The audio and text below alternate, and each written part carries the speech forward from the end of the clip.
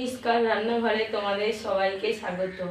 আজকে আমি বানাবো পাকা পটলের কোরমা চিংড়ি মাছ দিয়ে। তার জন্যে আমি এখানে পাকা পটল নিয়েছি, চিংড়ি মাছ নিয়েছি আর দুটো আলু ভাপানো নিয়েছি।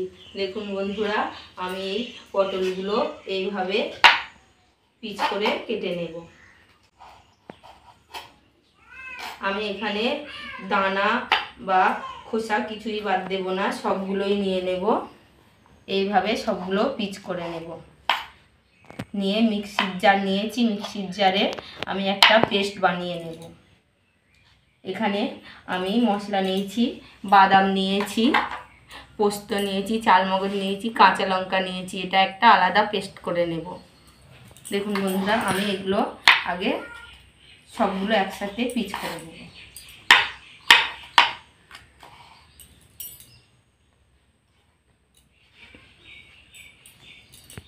দেখুন বন্ধুরা, আমার এই পাকা পটলগুলো সব পিচ করা হয়ে গেছে। এবারে আলুটাকে আমি এই ভাপানো আলুটাকে একটু এইভাবে পিচ করে নেব।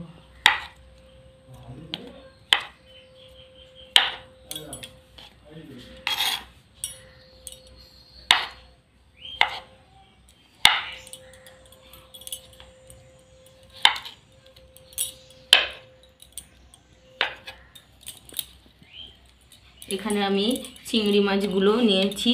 এই চিংড়ি মাছ আর আলু একসাথে আলাদা পেস্ট করব। আর এদিকে আমি এই পাকা পটলটাকে আলাদা পেস্ট করে নেব।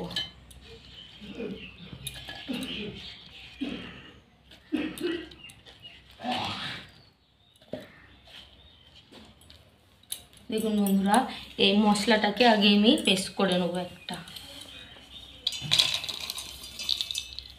অল্প একটু জল দিয়ে একটা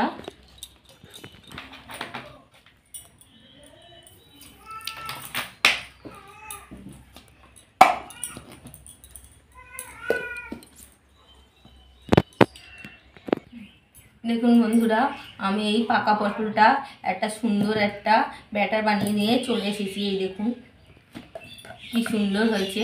এটাকে আমি এবার একটা বাটিতে নামিয়ে নেব। এইভাবে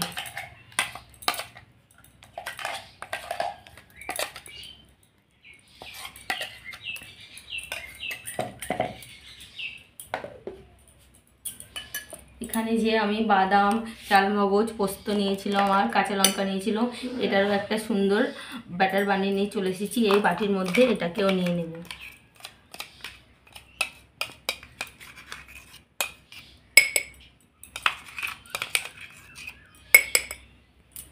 দেখুন বন্ধুরা, আমি এবারে এই মিক্সির জারের মধ্যে এই সিদ্ধ করা আলুগুলো দিয়ে দেব আর এই চিংড়ি মাছগুলো দিয়ে দেব। দিয়ে এটারও একটা ব্যাটার বানিয়ে নিয়ে চলে আসবো।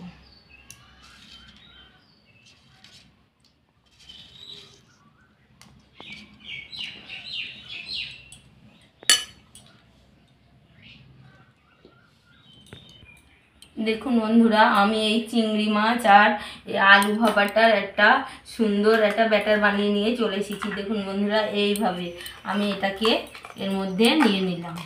নিয়ে এবার আমি উনুন ধারে চলে যাব।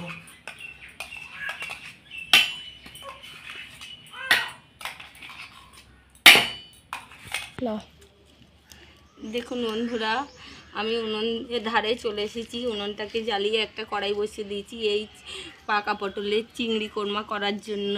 দেখুন বন্ধুরা,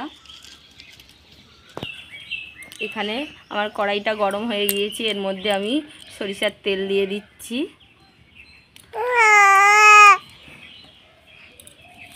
তেলটাকে একটু গরম হতে দেব।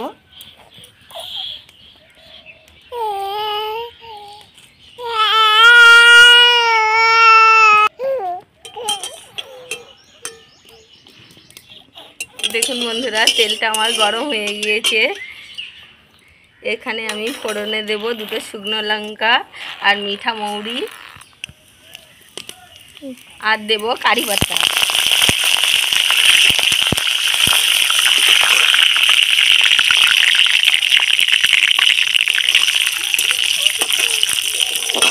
তারপরে দেব আমি পেঁয়াজ কুচি। দিয়ে পেঁয়াজটাকে আমি বাদামি করে ভেজে নেব।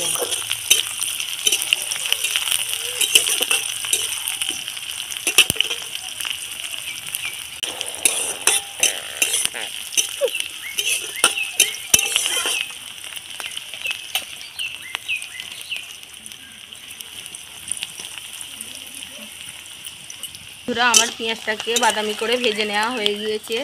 এর মধ্যে আমি 2 চামচ আদা রসুনের পেস্ট দেবো, দিয়ে মশলাটাকে একটু আবার ভেজে নেব।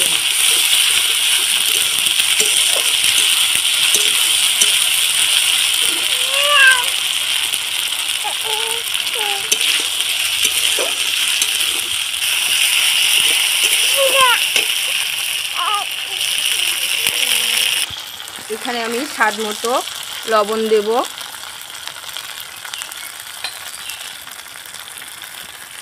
হলুদ গুঁড়ো দেব, আর এখানে আমার জিরে ধনে আর গোলমরিচের গুঁড়ো পেস্ট করা এটাকে দিয়ে দেব। দিয়ে আমি মশলাটাকে আর একটু ভালোভাবে কষিয়ে নেব।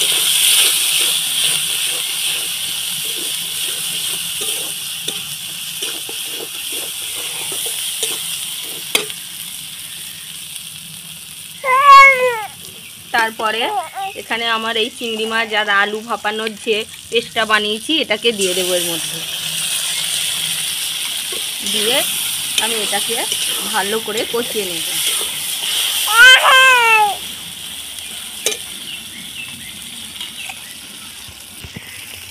এখানে আমি একটু চিলি ফ্লেক্স দেবো আর দেবো টমেটো কুচি, দিয়ে আর একটু কষিয়ে নেব।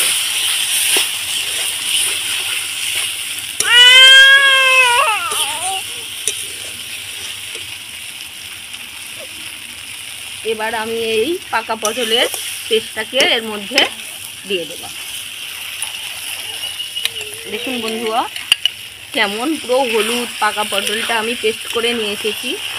এইভাবে বাড়িতে বানিয়ে খেয়ে দেখবেন, খুব সুন্দর লাগবে। আমি এবারে এটাকে ভালোভাবে কষিয়ে নেব। দেখুন বন্ধুরা, আমি যে এই বাদাম চালমগজ আর পোস্তর যে পেস্টটা বানিয়েছি এটাকে এর মধ্যে দিয়ে দিলাম। দিয়ে এটাকে আমি যতক্ষণ না শুকিয়ে আসছে ততক্ষণ আমি ভালোভাবে কষিয়ে নেব। দেখুন বন্ধুরা, আমার এর থেকে জলটাকে মরে গিয়ে তেল ছেড়ে দিয়েছি এর মধ্যে। এবারে আমি অল্প সামান্য চিনি দিয়ে দিলাম আর একটু সরিষার তেল দিয়ে দিলাম।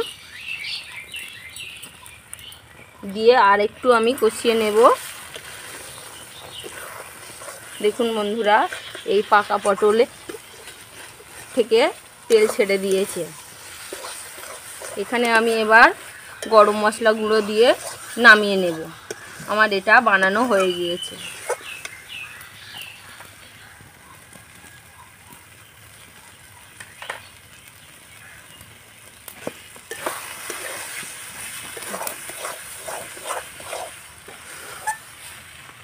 দেখুন বন্ধুরা, এই পাকা পটলে চিংড়ি কোরমাটা যদি ভালো লাগে বাড়িতে খেয়ে বানিয়ে লাইক করবেন, শেয়ার করবেন। সবাই ভালো থাকবেন, আমার পাশে থাকবে।